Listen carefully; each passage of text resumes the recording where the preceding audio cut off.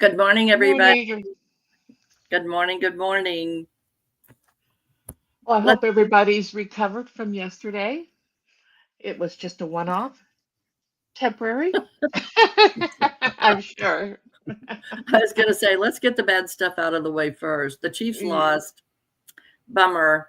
But there's next year, and we are a good, strong, solid team. So we will be back. That's And right. then we have the weather to deal with this week. So everybody go to the store now. Shelves are probably already bare. Um, yeah, so Kansas City area. I know we've got listeners from out of state as well, but Kansas City's about to get slammed again with another big storm. So it could be a Well, blessing in disguise. We could have things already planned ahead now that we know we're really going to get hit for sure. Um, some fun things to do. Maybe work from home. Maybe I don't know. Watch movies. and then there's always, up your meditation and, There you go. snow. Snow is one of those peaceful things, even though it can be devastating as far as travel and things like that. But if you're going to stay home, there's lots of time to think about peaceful settings for your prayer time or your peace time. Just kind of it's like a insulation when the snow falls. It makes everything quiet and peaceful. And so there's benefits to it. There is. It's kind of like God's way of covering us with a nice. No, I'm not going to say warm blanket, but Ins- His covering us with His love. Insulation from His. the outside world, maybe. Oh yes. I'm so So I'm so excited about the things that are happening at our church, and we're doing so many wonderful things, and I'm excited for the choir, and I'm excited for many of the activities that we're doing. Uh, there's so much that is the potential. We have a lot to look forward to. we do. We have a lot to look forward to. We have a lot of things going on. Um, we are wanting to start a new virtual um, prayer group, Bible study group, and date to be determined, day and time to be determined. So, if any of you are listening that would be interested in doing that online, I'll be setting that up. And Ruby Smith has agreed to be one of the conveners, one of the teachers, or one of the leaders. It will be very interactive, and I think it'll be fun. A different way for us to get acquainted better, um, share our thoughts, our ideas, our concerns, and some Bible study. And um, we don't have a topic that is to be determined. Also, it's whatever the participants choose to do. So please let me know if you are interested in joining that group. And we had a new member join yesterday. He's been attending with us for, I'm not sure, close, Probably 6 to 8 months or closer to a year, maybe. yeah, about that. Yes, but Robert Bond transferred his membership yesterday from, I believe, his home church in Sedalia. So we officially welcome him as a member. He's been participating very actively. He's been a real blessing. He has, I love to listen to him. yes. So Debbie, do you want to start out with the Sunday school conversation from yesterday? We were talking about Galatians, but it's a study about the covenants God made with people throughout the time of the Bible. First, we took a look at Noah and how Noah was a righteous man, so God made a covenant with him. Uh, there was the flood, and then he was chosen to organize and build an ark. And we learned how the churches, when they build churches, uh, I don't know whether they still build them this way, but the wood ceilings are called naves. And that's basically in representation of the ark. So when you look up at the ceiling in a lot of churches, especially maybe older ones, that you see a wooden ceiling that might represent the nave, or called a nave. And that was an interesting little fact that I hadn't been aware of. I didn't realize. And I remember through my life, those wooden ceilings are really present in many churches. I don't care what denomination you walk into. Sometimes a lot of them will have that wooden look of a ship uh, Just like we overhead. do, just like we do Yes, at First Church. yes, we do. And so it's kind of taken from the story of the ark, the flood, and the building of the ark. And it was kind of a, when I sit there and I don't think of a ship, but we're all on a journey, so maybe it is a ship. And we come sometimes two by two, Yes, sometimes one by one, but it doesn't matter. Or in the case of our one of our new families, it's anywhere from 3 to 5. So it's a God takes us all, and we board the ship and we start our journey. So that was a real interesting factoid. And then about how long it took uh, Abraham, and how he was chosen, and how he really wasn't anything except for when God told him to go from here to here, he just packed up and went. He didn't ask any questions. He just did it. I don't know how many times in my life I don't know that I've done that. Because in my mind, if I haven't voiced my questions, I'm sitting there thinking them, you know. And then he wandered around. He left. He was 75 when he God told him and said, "Hey, you need to go. I'm going to make you the father of nations. You need to answer my call." So Abraham packed up, and he and Sarai went and traveled until Abraham was 99 when they arrived at their destination. See, it goes to show you that your journey never really ends. never, never, never. Never. And and in yesterday's sermon, we talked about what does it mean to say yes to God. Abraham said yes. Noah said yes. Moses said yes. But the journey's not as direct as we might like it to be. Sometimes we have to take all these little side trips, or we wander because we wander away from God. We separate ourselves from God, and then we wonder why we're lost, and then we come back. But it's not just us in modern times. It was back in the Old Testament as well. The stories we've been told, and the scripture that has been passed on to us. It goes to show you that God's love never ends, and it doesn't stop when we stop. Just because we failed and stopped doesn't mean that He does. He doesn't stop just because we left the room. No. Absolutely. Or left a church, or left what we feel is under his care. He Mhm. doesn't stop. He waits for us to come back. He waits. And sometimes there's important lessons we learn in that wandering. Other than, God's love is always there. We know that, but we wander anyway. But the thing about it is, there's other things that we learn too. You know, how do we see God's love in the world? How do we be God's love in the world? Well, and I have a very close and personal thing to share about that right now.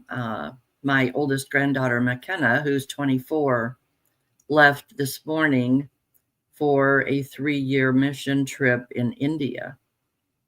She was called by God, and she did make a covenant with God to go and do his work and share. And yes, it's a sacrifice for her and for all of us that are stateside, but the possibility of the work that she can do, it well, I can't even imagine it because I don't know. I mean, it's one of those things. It is only only God knows what her path is and how she will be able to influence, interact with those that in the area where she will be living. And I Well, wish her an amazing journey. and the thing about it is that we're called to be supportive of each other, even though we don't necessarily agree with each other. And so that's a real thing. And I think sometimes when we're asked to answer a call, we're called to do something. And we say yes, even though we're not sure we can do it. And it's like sometimes that works out well, and sometimes, we fumble around and we fail and we think, okay, now how do I get out of this, or how do I make it better, or how do I listen for God's teaching in this moment? I think we go back to God in prayer, in our meditation, Hmm. because we know when we failed, and we know that that's a time we need to ask for help. Hmm. It's like, hey, God, I'm in over my head. I need help. Some of us are born to be teachers, and some of us not so much. And others are born to be leaders, and others not so much. Some are there. These are all callings, to be a pastor, to whatever in your church. I mean, you may or may not fit the mold for which you're being asked to fill. As we're seeking to reinvent worship, uh, feeling that call to be a greeter, feeling that call to um, be an usher, be a liturgist, be all the things that church and a worship service might need. And I think that, we can try new things. And if we're struggling, our church family will help us get past that. Or maybe, you know, I don't know. There's just so much to do, and there's so many things we think we might be good at. Sometimes we fit, and sometimes we don't. Round pegs and square holes, and no matter how hard you try. But we support each other and we help each Absolutely. other, and Yes. that is really important. Um, at, talking about covenant, the word covenant in the Old Testament was actually a bond between two parties. And then, in my grandparents' time, it was the gentleman's handshake. That was the bond. Um, so the New Testament word is covenant, but it relates to testimony or testament. And I thought it was interesting that covenant is bilateral. The bond was sealed in the Old Testament.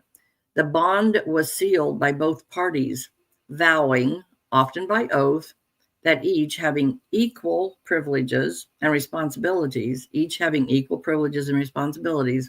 would carry out their assigned roles. That was a bilateral covenant. However, God initiated, determined the elements, and confirmed his covenant with humanity.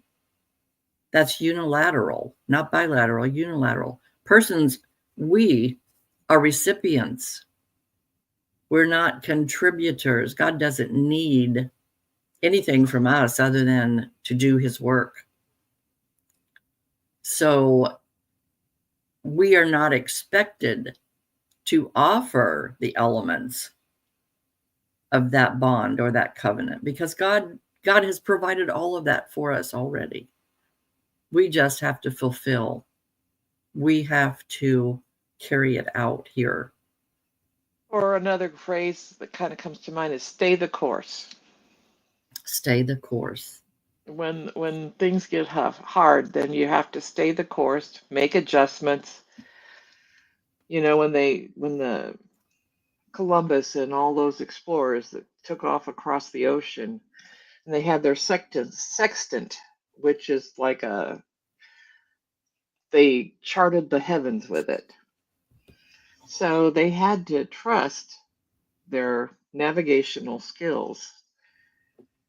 And sometimes they had to adjust due to weather, due to illness on the ship, due to many different things.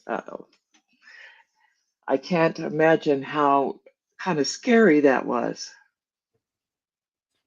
Very scary. Hmm. You know, we're all sinful people. We constantly break, or I would prefer to say seriously crack our covenant with God. And as we've said, he is always faithful. He's always faithful to us. He waits patiently for us to figure out that we broke the covenant. He doesn't break the covenant. We're the ones that break the covenant. And oftentimes we break the covenant by not trying to move forward, by being content or complacent to live in our own safe little world. And that kind of takes us to the sermon yesterday: 2 steps forward, 1 step back. Are we making progress? Well, yes. Yeah, we are making progress. Just as those wandering in the desert made progress. But where are we going? And when will we be back? We'll be back. Well, I will be back when I get back. That's okay for me, but that's not okay for those that are waiting for me to come back or for someone else to come back. And during that time, we try to figure out where are we? Who are we? Where do we want to be? And those are tough questions. That who am I? Where am I? Where do I want to be? Well, and I think when God makes a covenant with you, like he made with Abram, in a similar, I'm reminded of the Galatians 3:16 through 18. In a similar way, God's promises establish a binding agreement with Abraham and his offspring. And it says, as into your descendant. And it says, not to your descendants, meaning many. Therefore, in these covenant promises, God was not referring to every son and daughter born into Abraham's family, but to the anointed one to come. What this all means is that the law given to Israel comes along some 430 years after the promise made to Abraham. I thought, that's really quite huge. They had to wait 430 years. Patience. I don't know. They didn't have much patience because they wandered a lot. It I does don't not. know. That'd take that would make me have a lot of patience because, yeah, I don't know how else they survived. I don't Relying on know, God, I know, but it didn't break any of the other covenants to make a covenant with Abraham. And right. so because he made a covenant with Noah, and then he made another covenant with Abraham, and then he made one with Moses and many to come after, it didn't negate the previous promise or bond or contract. I think of the word contract. For some, that might be more of a binding thing, but it's kind of legalistic in a way. And you could get bogged down in the legalism of it when God's love really isn't that. But it is a promise because he loves us. And I don't know how else to say that. Because we sometimes get caught up in the Old Testament saying, oh, it's too legalistic. We got to, today's message comes from, the New Testament. In Galatians, and in the New Testament throughout, Jesus refers to Abraham, to Sarai, to Moses, to Noah. All those people were referred back to. So their foundation were these promises. And so Jesus came and built on that. And God has enough love, enough patience. He has enough to give, not just to me and Debbie, but to every single person. And it doesn't diminish what he gives to each one of us. It's not pie. It's not a big old apple pie. When the pieces are gone, it's gone. No, that's not how God's love. That's not how his care works. When you make a promise one to another, we make a promise to the church when we are baptized. We make a promise to the church when we are confirmed, and it's between us and God and our community of faith who support us on our journey. We're so tied to one another. Our success is their success. Their success is our success. And then we are invested in that promise to support and love one another, to be prosperous, and by prosperous, not money, but prosperous in our faith communities. It's kind of like when Jesus invested in Peter and the fishermen. Mm-hmm. Nah, we've been out there all night. No, there's no fish out there. Really? Let's get back in the boat. Let's go out and let's try one more time. Well, and then they find the more than enough to fill their needs, and then I think it was Peter threw himself at the feet of Jesus and said, "I'm a sinful man. I'm not worthy. How can I doubt you?" But yet we do. It's human to do that, and we strive to overcome it. And in the striving, we become better. And in the striving, if we are truly seeking the Trinity, it gives us confidence because they're in the boat with us. Yes. They're there. We're not alone. I think we've talked about boats a lot today. We've talked about the nave and the church. We've talked about the explorers getting in their ships and with nothing but their navigational equipment and heading out across the ocean, meeting all kinds of challenges. And now we're talking about Peter and the boat and filling it with fish. And how many times do we have references to water and ships and journeys? So I think that those are 2 steps forward, 1 step back. I think sometimes the boat starts to take on water and we have to get rid of it or else we sink.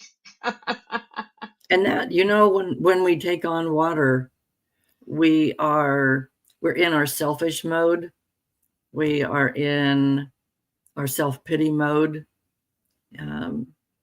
It's me. I'm all by myself. I have nobody cares.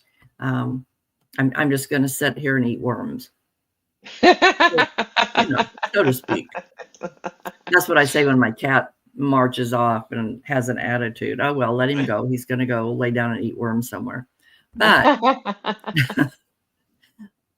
if we are not focused on the right things, then we will take on water and our boat begins to sink.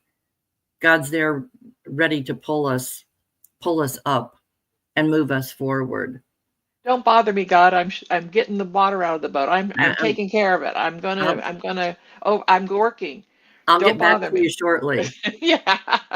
And the water keeps coming in, or there's a big hole in the boat. Call me tomorrow with that. Yeah. I can work with you then. Oh, we need to think too about the steps forward. And I was thinking about this last night, that steps forward are those things that bring us joy, that make us happy, that we feel content, that we feel like we're making a difference.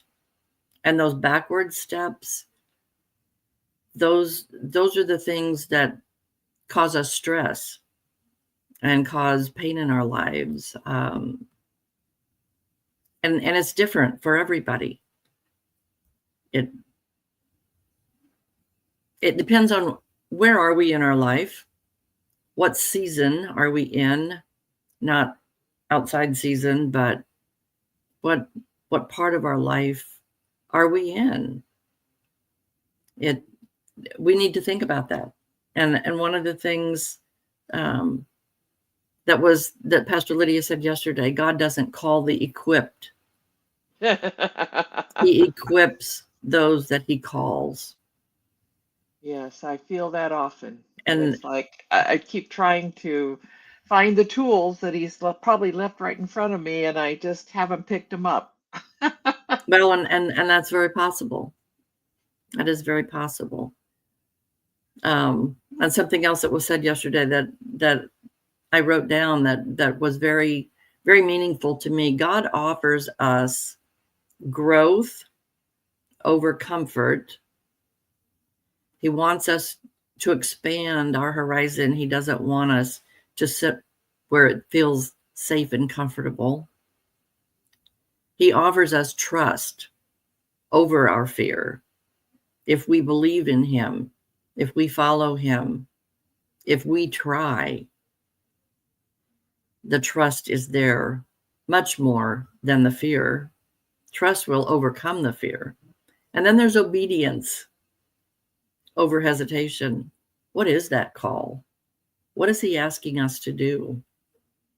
And sometimes those things make us feel like we're painted into a corner. And sometimes we feel like, yes, I have to say yes. I have to do this. We feel compelled. Sometimes that works out well, and sometimes it doesn't work out so well. And sometimes we need to recognize those times when it doesn't work out so well. Is what I'm trying to do, is it causing me more stress, more headache, more heartache than it is bringing joy? Because if you're stressed and you're tired and you're broken, your tank is almost empty. Mm-hmm. And you don't have a whole lot of opportunity for growth or time or energy to devote to those things that you can really make a difference with other people. And it's better for the individual when you are not stressed, but you're happy. When the fit is when you fit in that hole, rather than being round, all of a sudden you're square and you fit in the hole, versus trying to make yourself fit into a place that you're not meant to be, or maybe not called to be, but you stepped out and you accepted the challenge to thinking, well, maybe I can, and maybe it works out and maybe it doesn't work out. And I think that, how do you know unless you try? That's the question. How do you know unless you try? So where are we moving forward? What is our goal? How are we trying to move forward? It's okay to take a step back. We all need to take a step back. As long as we're taking 2 steps forward or 3 and 1 step back, we're still moving in the right direction. Well, when you take a step back, maybe it's because you're regrouping. Yes. Which I'm sorry, I'm lost in this desert. I need to figure out, I need to wait. I need to have a couple of sleeps so I know where the sun is coming up. Oh yeah, now I have my direction again. Now I know. So we need to remember, we need to think about, are we moving forward into joyful service, or are we moving back to a safe place, a safe feeling? I don't know. That opened another whole big can of worms. Or am I just lobbing stones into somebody else's place? You know, Yeah. maybe I should quit doing that. Maybe I need to pick up the stones and put them in my basket and Yes. think about that. Well, our time is up for today, and I do have a closing prayer I would like to end with today. So, dear God, we acknowledge that our steps are guided by your divine wisdom. As we travel the intricate pathways of life, we fervently seek your guidance and delight. Please make it clear to us what your will is, that we may faithfully follow the path you have laid before us. Our hearts are open to receiving your direction, and we trust in your perfect guidance with unwavering faith. Help us to find the joy in our covenant with you and to leave the stress of our lives in your hands, that we might move forward more than we move back. In Jesus' name, amen. Amen. Have a wonderful, wonderful week, folks. Get to the grocery store, go get what you need, and get ready to hunker down again here in Kansas City, Missouri, and Independence. Bye.